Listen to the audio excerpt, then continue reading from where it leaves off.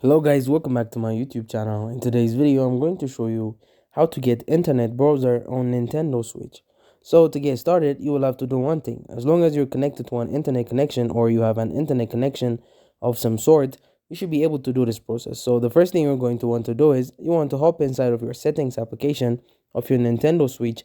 So find settings, you want to tap into it or go into it just like so.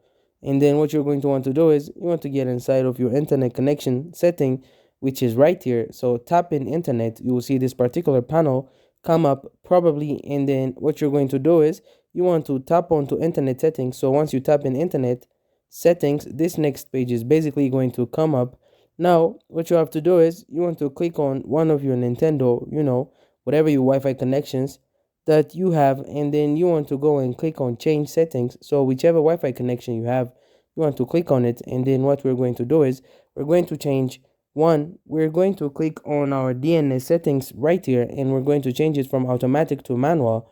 So go and change it from the automatic portion to manual, and then for our primary DNS, we want to delete the numbers that we have there, which is going to be 0000, and instead we're going to input these numbers, which is 045.055.142.122. So you can pause the video and just look at those numbers and just copy them straight into your Nintendo Switch.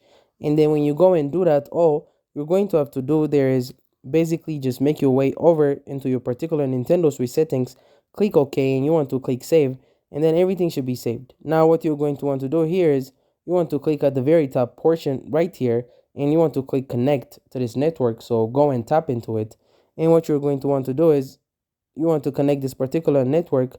Now if it fails here, then that's perfect. That's all you're going to want to do. You want to go and click on next, and then it's going to load up into this next page. Now sometimes it will fail. If it fails, all you're going to have to do is just keep trying over and over again. It's annoying, but most of the time you should be able to go through.